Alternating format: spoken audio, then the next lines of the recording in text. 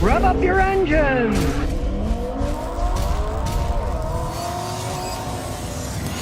Jeff Martinez says, Scotty, what do you think of a 2019 Toyota Corolla Hatchback SE and manual transmission? Thank you. That is a very good choice, and it's because you said manual transmission. The Corolla hatchbacks with the CVT transmissions had problems, and they have to recall them. The transmissions were garbage. They made a mistake putting that transmission in the car. I've got a Toyota Matrix. Then they stopped making them. And now they're calling them Toyota Corolla hatchbacks. They're just bringing the Matrix back. For some reason, guess they thought they looked stupid stopping a Matrix name, and now they call it Toyota Corolla hatchback. It looks exactly like the Matrix. The Matrixes didn't have CVT transmission, so you're talking about one with a standard. They're bulletproof. They're great. They'll probably fix it. Toyota normally fixes their mistakes, but if you get a standard, there's no mistake to fix. It's fine the way it is. Justin Ford said, thoughts on a Nissan 370Z Auto. Reliable or not? Okay, if you're talking about automatic transmission, no, they're not that reliable. They're not the greatest transmissions in the world. Nissan owns the company Jatco, and Jatco makes pretty crappy automatic transmissions now. Standard transmissions in those 370Zs, they're pretty good transmissions. The automatics are kind of weak.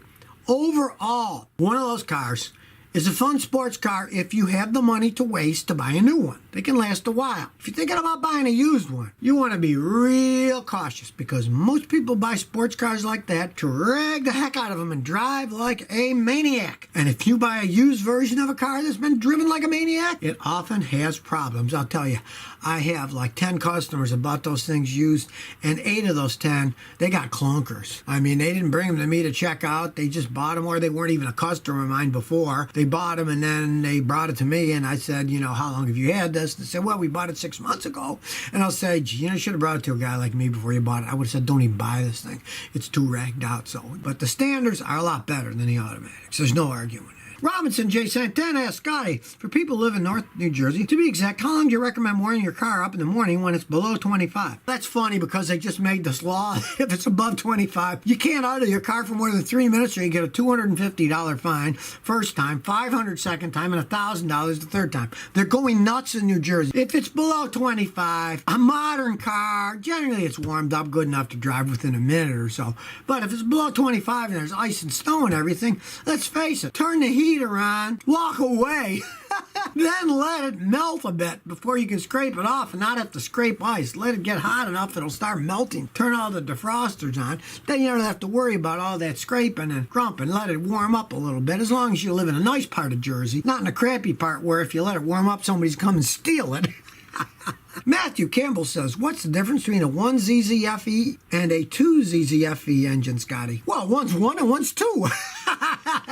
Okay, ones were the old Toyota design that was pretty bulletproof. Ran fine. People would whine. They didn't have enough horsepower, stuff like that. But the 2ZZ is the Yamaha-derived design. That's more of a racing design, and they had problems with some of them. It's more complex. Yes, it puts out more horsepower, but it actually gets somewhat worse gas mileage. People that know if they're buying a used one, they always want a 1ZZFE engine because those things are going to last longer and longer and longer. They're just stronger built engines. All the Toyota stuff it's sequential, so they got numbers and areas and how they made them, and each thing means something different. I personally like the older ones, even though they had less horsepower, because they can last forever. It's Bill Nelius. Scotty, what can I expect from my 2016 Lexus 200 CT hybrid? It only has 20,000 miles. Well, I'm not a hybrid fan, but, you know, you only got 20,000 miles in 3 years driving. At that rate, it can last you a really long time. Because from my experience with hybrids, and especially the Lexus hybrids, the first 100,000 miles are almost always pretty much trouble-free.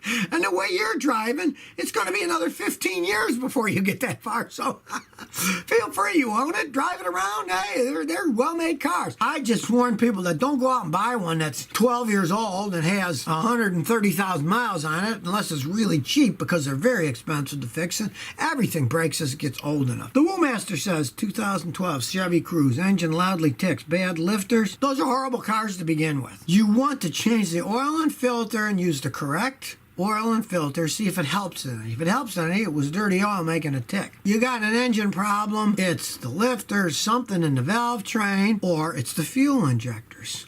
So what you want to do is get yourself a giant screwdriver like I use and stick it on the fuel injectors one at a time. And if one of them is making a click, click, click, it's a fuel injector. Now, if it runs okay and clicks, doesn't hurt anything. If it runs poorly and misfires, then you would replace that one injector. But if you don't hear the clicking on the injectors, then yeah, it's coming from inside the engine. Those are notoriously weak engines to begin with. You never expect to get all that much out of a Chevy Cruze mileage-wise. I mean, I got a customer with one. Tried to sue GM under the Lemon Law, and all they got was $3,000 on some mediation agreement back and forth. He was wanted the whole car, and they just gave him $3,000.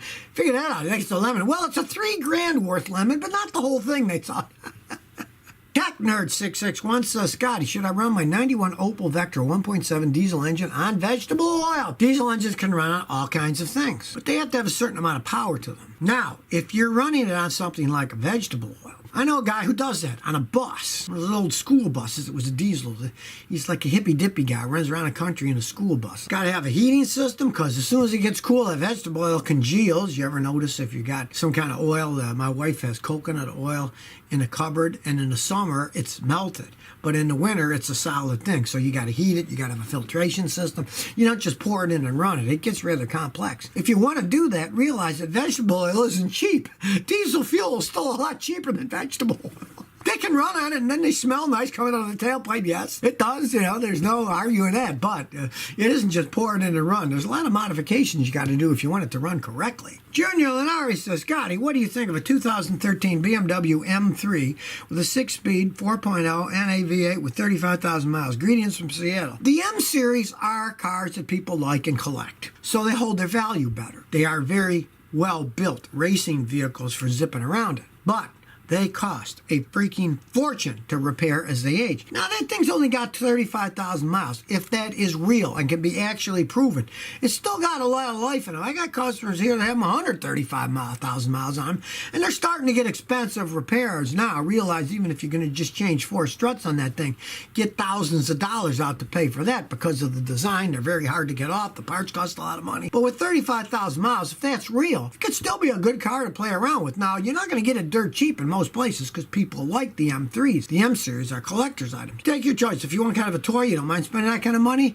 and you're not going to drive it a whole bunch of miles, a lot of people like driving them. They are fun. But I know a guy who bought one of those in Seattle, and he got rid of it within a year because he said the roads were so crappy that he kept hitting the potholes, and it kept messing up the car and breaking the rims, and he gave up and ended up with a Lexus.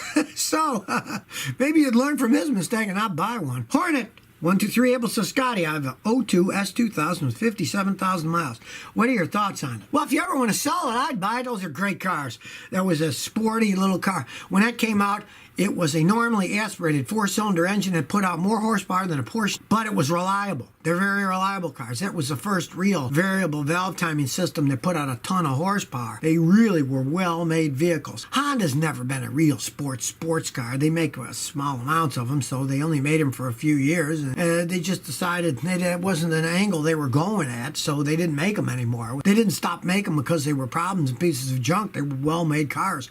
It's more of a marketing thing than anything else. Just like those Toyota FJ Cruisers, they were well-built for what they were. Gas hogs, yeah, because they're a big up-in-the-air thing with a big V6 engine, but they stopped making them with Toyota because they was a marketing thing for them. And with Honda, it was the same thing. They're really well-built vehicles, and if that's the real mileage on it, geez, that thing's going to last a long time. I've seen them with 250,000. They were still going pretty good. J.C. LaFleur says, Scotty, is it difficult to change spark plugs in the 2000 Mercury Grand Marquis if it has a Healy coil? For those of you who don't know what a Healy coil is, when the spark plugs get stripped and they kind of mess the threads up in the head, people put a Healy coil kit in it. Chase the old threads with a special tool. Then the Healy coil, looks like a little spring, has a tool that goes in there and they turn it and then it sets it in place. And then you snap it and then a little ping comes off so it stays inside. Then the spark plug screws into the Healy coil. You have to be very careful when you have Healy coil inserts. Now generally it's not going to be all 8. There's going to be a few of them, not all of them. Learn which ones have them. Then you have to be very careful because if push comes to shove and the Healy coil comes out, then you just go buy another Healy coil and screw that in. It's already threaded for it, so you don't have to worry about that. And if you want a tip that I've used for years is if you're putting a Healy coil in, before you put it in, you can get some of that really good, the strongest Loctite there is. put it on the helicoil threads first and then quick screw it in. And a lot of times that'll hold the helicoil in, so the next time you take the spark plug out, it won't take the helicoil. But of course, generally, this is only on engines that are old and worn, and usually the helicoil is kind of a stopgap measure because eventually something else breaks in the motor and then you either rebuild or you get rid of the car when it goes that far.